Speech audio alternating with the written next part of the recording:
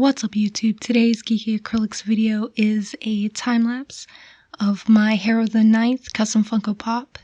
This is a character based off of Tamsyn Muir's Harrow the Ninth. This is book 2 in her Locked Tomb trilogy. This is a sci-fi, it's like a necromancers in space novel. Lots of shady politics, mystery. Definitely a huge fan of these books. I love the characters so much. I actually did a Gideon the Ninth Funko after I read the first book, and it was based off of her cover. So Harrow the Ninth came out at the beginning of the month, so I ordered a hardcover, and I just knew I had to make a matching set. So if you're a fan of either Gideon the Ninth or Harrow the Ninth, consider hitting the like button for the YouTube algorithms. Show some love to the series. Hoping this reaches more people. Or, if you're just a fan of my art or the channel, the channel in general. So, yeah. Much appreciated, always. The custom Funko is sculpted with polymer clay over existing Funko Pop pieces. I knew that I wanted to really have a nice matching set, so I used the same body, like the body style, that I used for Gideon, which you can kind of see her in the background. I didn't do a video for her, and I regret it. But I definitely wanted their bases to match, so as you can see here, I'm just kind of roughing up the clay, giving a little texture for the base to have, to look like it's like bones buried in like weathered like rock or concrete or something.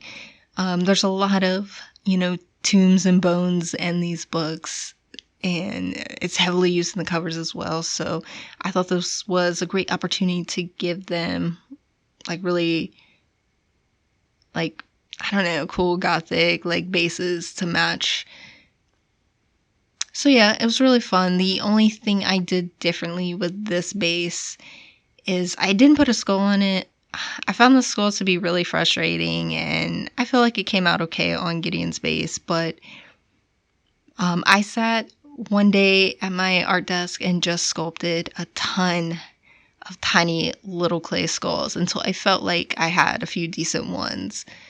That's something I'm going to keep practicing, but for this one, I decided to do a broken spinal column, and that's my first time sculpting that. It was a real challenge to do the really tiny pieces on the sides, but I think it came out pretty well. Once all the sculpting was done, it was baked, primed, sanded, and here I am starting the painting in acrylics. Just speeding up a little bit here, so not to bore you guys. I really love the dry brushing I was able to accomplish on the base, giving it a nice, gritty, weathered look. So even though they had similar body style, the same body style, I had cut the cape off of Gideon's Funko because, she's not wearing one on the cover. But on Harrow, she had a really cool, flowy white cape draped over her. So I think it complements the cover really well. Definitely the biggest challenge was trying to do the tiny, rib cage sculpt on the front. But I knew when I saw the cover that was going to be a really fun challenge for this Funko. And I'm pretty pleased with how it came out. I think if I could do a couple more, maybe I could get something a little more refined, but yeah, it's just for my collection. This is going on my bookshelf, so I'm super excited.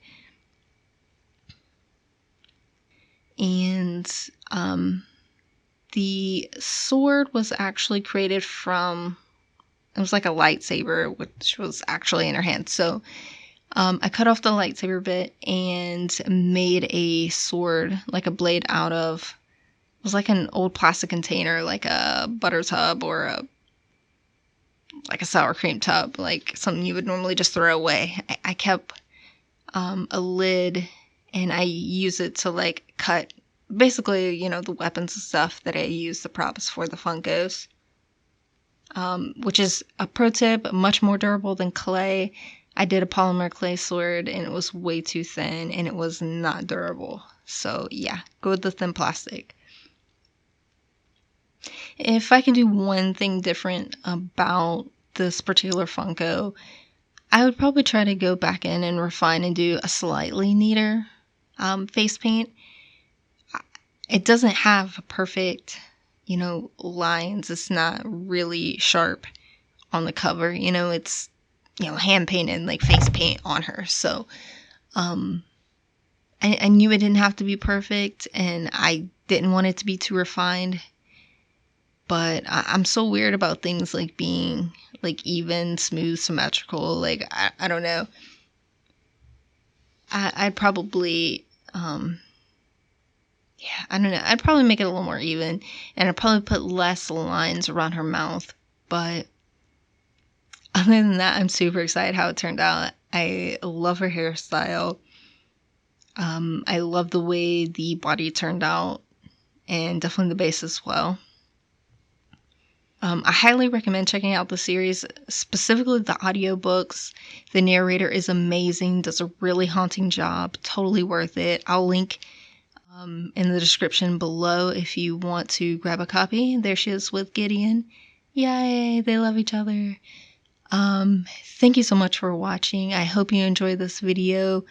Drop any questions you have in the comments below, and I'll also include some links if you're interested in getting started on your own custom Funko, or a link to my shop in case you're interested in purchasing one of my customs. I do have several available abstract paintings and custom Funkos for you to check out.